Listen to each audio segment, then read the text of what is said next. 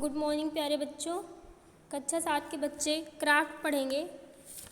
बच्चों आपने lesson one पढ़ रहे थे। लेसन वन का नाम है शिल्प कला का अर्थ, परिभाषा, शाखाएं एवं उपयोगिता। इसमें आपने कला का परिभाषा, प्रकार, शिल्प कला के प्रकार, शिल्प कला की उपयोगिता, शिल्प कला का अर्थ एवं परिभाषा पढ़ लिया था। आज आप पढ़ेंगे से पुस्तक कला का अध्ययन, स्टडी ऑफ बुक क्राफ्ट, और दैनिक जीवन में पुस्तक कला का महत्व अथवा अर्थ पढ़ेंगे। इसके बाद आप पढ़ेंगे पुस्तक कला की उपयोगिता।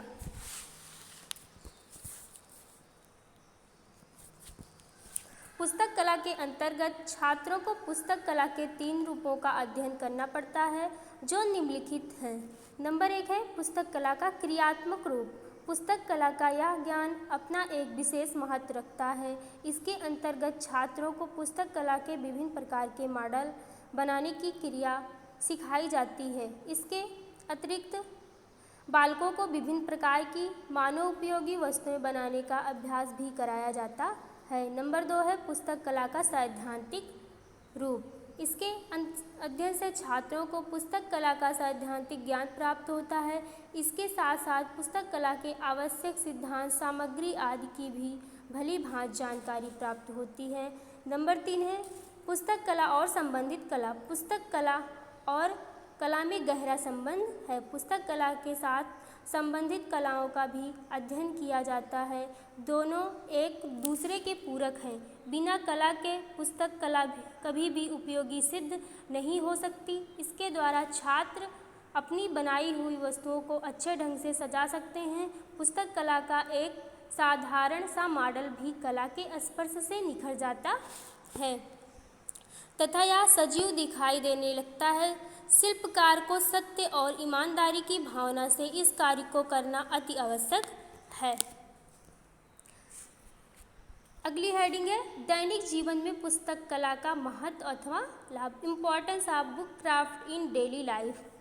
पुस्तक कला के अध्ययन से प्राप्त होने वाले कुछ लाभ निम्नलिखित हैं। इसके लाभ के बारे में पढ़ेंगे। नंबर 1 है मानसिक विकास होता है। बच्चों पुस्तक कला के अध्ययन से हमारे जो है मानसिक यानी कि हमारे मस्तिष्क का जो है विकास होता है।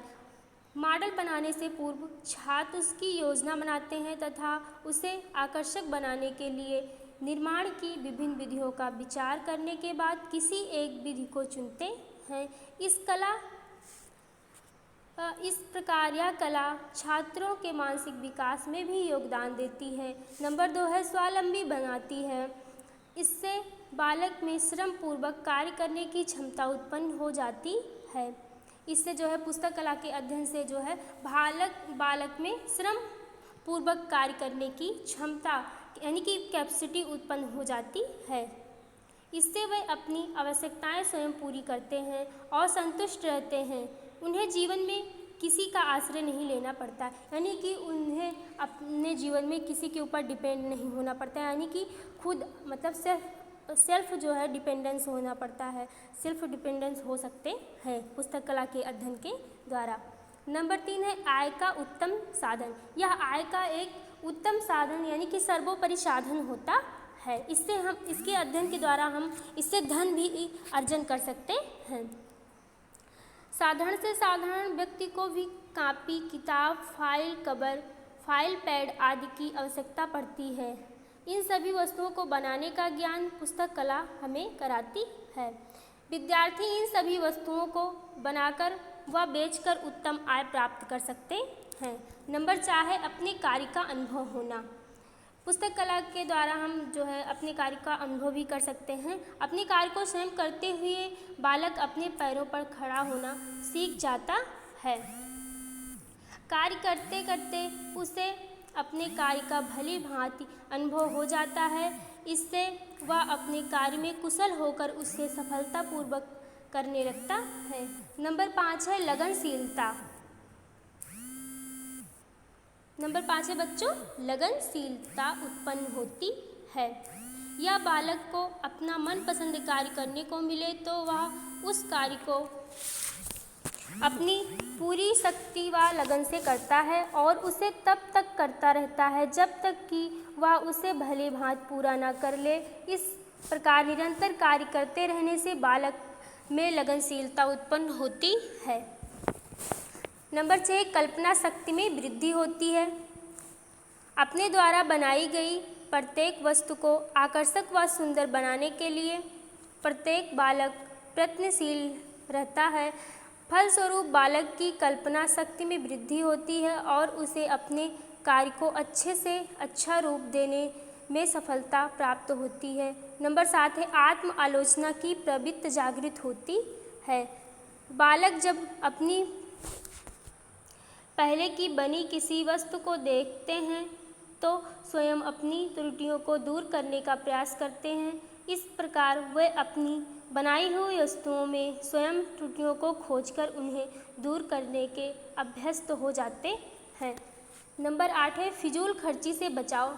पुस्तक कला के अध्ययन के द्वारा हम जो है फिजूल खर्ची से बच जाते हैं, यानी कि हम किसी भी वस्तु पर फिजूल जो खर्च होता है फिजूल खर्च नहीं करते हैं।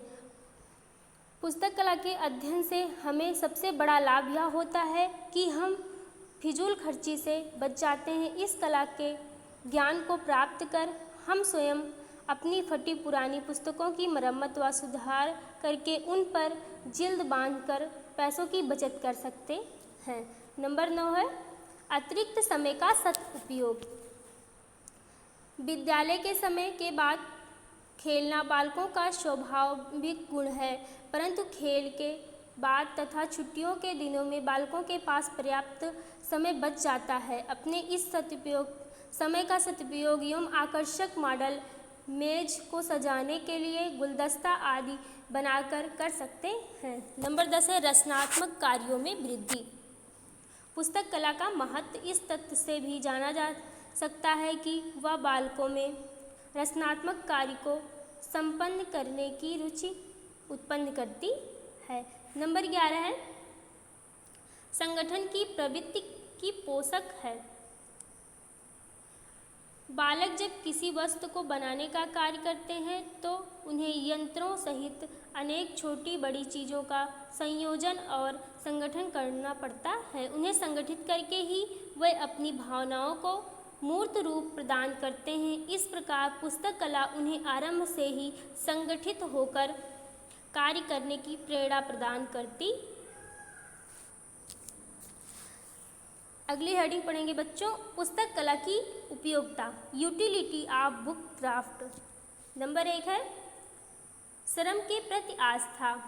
प्रायः लोग शारीरिक श्रम करने वाले मजदूरों को हीन भावना से देखते हैं, परंतु पुस्तक कला का छात्र जब एक सुंदर मॉडल प्रस्तुत करता है तो देखने वाले उन्हें श्रमिक ना कहकर कलाकार कहते हैं। इस प्रकार बालक में श्रम के प्रति आस्था जागृत होती है।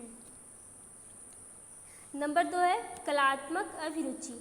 मॉडल को आकर्षक बनाने के लिए बालकों को कला की विभिन्न विधियों का अध्ययन एवं अभ्यास करना होता है। इससे उनमें कलात्मक अभिरुचि विकसित होती है। नंबर 3 है, स्वतंत्र विचारधारा। मॉडलों को बनाते बनाते बच्चों में स्वतंत्र रूप से कुछ नया सोचने और करने की प्रवृत्ति का विकास होता है। नंबर 4 है, क्रियात्मक कार्यों में रुचि। जब बालक अपने विचारों एवं श्रम को आकर्षक मॉडल के रूप में देखते हैं तो उनमें और मॉडल बनाने की उत्सुकता जागृत होती है और इस प्रकार बालक क्रियात्मक कार्य में रुचि लेने लगते हैं। इससे उनको ज्ञान एवं स्वावलंबन की प्राप्ति होती है। नंबर 5 है, कार्यों में निपुणता। किसी भी शिल्प को देखने के लिए अभ्यास की आवश्यकता होती है। पुस्तक कला के मॉडल बनाने से उसे कार्य करने की आदत पड़ जाती है। इससे वह विभिन्न कार्यों में निपुण हो जाता है। पुस्तक कला और कला में संबंध, relationship between book craft and art. पुस्तक कला शिल्प कला का वह अंग है जिनका संबंध पुस्तक तथा उससे संबंधित बातों से होता है।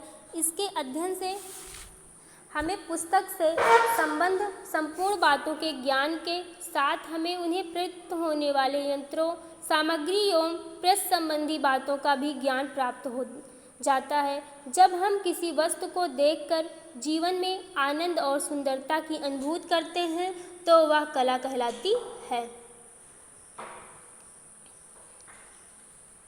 जब कला को रंगों व ब्रश आदि की सहायता से आकृति के रूप में प्रकट किया जाता है तो वह कला चित्रकला कहलाती है। किसी कलाकार द्वारा पत्थर को काट छाँट कर बनाई गई वस्तु जब किसी मूर्ति का रूप धारण करती है तो वह शिल्पकला कहलाती है। इस प्रकार हम कह सकते हैं कि जो संबंध आत्मा का शरीर से है वही संबंध पुस्तक कला और चित्रकला में भी है, अर्थात कला आत्मा है और उसके बिना कोई भी शिल्प बेजान है। इस प्रकार हम कह सकते हैं कि पुस्तक कला एवं कला में परस्पर अटूट संबंध है। बच्चों कह सकते हैं कि पुस्तक कला एवं कला में जो है एक अटूट रिश्ता है, जो दोनों एक दूसरे के पूरक हैं। शिल्प यदि शरीर है तो कला उसकी आत्मा। पुस्तक कला के ज्ञान के माध्यम से बेरोजगारी भी दूर की जा सकती है। बच्चों, आपका लेसन 1 समाप्त हो गया है। कल आप पढ़ेंगे लेसन 2, पुस्तक कला के यंत्र एवं उनका संरक्षण। जय हिंद, जय भारत।